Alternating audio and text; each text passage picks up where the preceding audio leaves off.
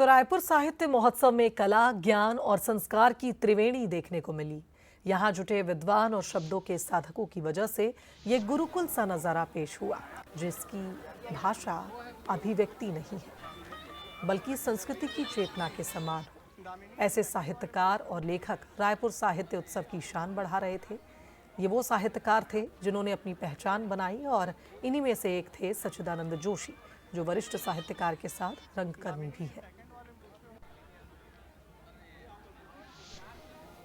हमारे साथ इस वक्त मौजूद है वरिष्ठ साहित्यकार और रंगकर्मी सच्चिदानंद जोशी जी।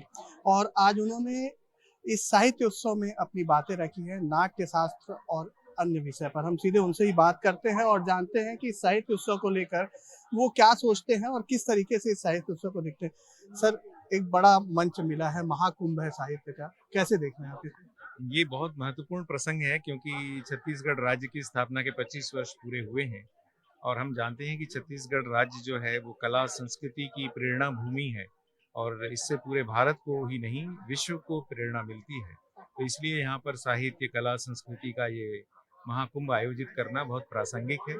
मैं इसके लिए छत्तीसगढ़ शासन को बहुत बहुत बधाई देता हूँ और निश्चित तौर पर ऐसी महत्वपूर्ण कला परंपराएं, संस्कृति की परंपराएं जो छत्तीसगढ़ राज्य से जुड़ी हैं, साहित्य की परंपराएं जो छत्तीसगढ़ राज्य से जुड़ी हैं, इनका व्यापक प्रचार प्रसार इस साहित्य उत्सव के माध्यम से होगा और छत्तीसगढ़ के युवाओं को भी इससे बहुत प्रेरणा मिलेगी।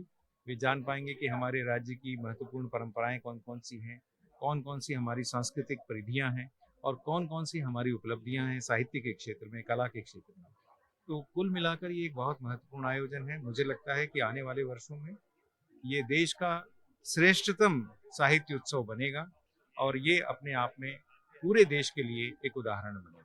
सर, आपने छत्तीसगढ़ को काफी नजदीक से देखा है, हर कोने कोने में आप गए हैं और सभ्यता और संस्कृति आपने देखी और कहीं ना कहीं आप इससे पूरी तरीके से रूबरू भी हैं सर। तो इस संस्कृति को लेकर साहित्य महोत्सव में भी कुछ देखने को मिल रहा है, यहाँ यूथ आ रहे हैं, पर यहाँ के कल्चर देखने को मिल रहे हैं। नहीं, मैं देख रहा हूँ कि युवाओं में बहुत उत्साह है और इसलिए साहित्य उत्सव ने युवाओं को केंद्र में रख के भी बहुत सारे अवसर प्रदान किए हैं। मैं देखता हूँ कि एक अलग से मंच बनाया गया है जहाँ पर युवा आके अपना प्रदर्शन कर सकते हैं। मुझे जानकारी मिली कि 1200 से ज़्यादा युवाओं ने उसमें रजिस्ट्रेशन कराया और फिर चयन की प्रक्रिया के बाद उन्हें अवसर मिल रहा है। सवाल सर, नाट्य शास्त्र में अभी आपने चर्चा की और अपनी बातें भी रखी। ये एक ऐसा पहलू है नाट्य शास्त्र जिसे हर किसी को रूबरू होना जरूरी है, क्योंकि जीवन में एक नाट्य सबके रहते हैं। देखिए, नाट्य शास्त्र सबको जानना इसलिए ज़रूरी है कि ये नाट्य शास्त्र हम सब के लिए एक बहुत ही महत्वपूर्ण ग्रंथ है और छत्तीसगढ़ में तो इसका निश्चित तौर पर इस पर चर्चा होनी चाहिए क्योंकि हम जानते हैं रामगढ़ में जो गुफा है उसे पहली रंगभूमि विश्व की कहा जाता है। तो ये जो एक ऐतिहासिक महत्व है वो भी अलग पहचान छत्तीसगढ़ को दिलाता है। तो बिल्कुल देखिए, ये थे सच्चिदानंद जोशी जी, जिन्होंने बताया कि साहित्य महोत्सव का कितना और कैसा फायदा मिलेगा और युवाओं के द्वारा जो यहाँ पर रुचि दिखाई रही है वो कहीं ना कहीं इनके लिए और इस साहित्य उत्सव के लिए बहुत बड़ी उपलब्धि है। कैमरामैन मनीष के साथ गौरव शुक्ला, बंसल न्यूज, रायपुर।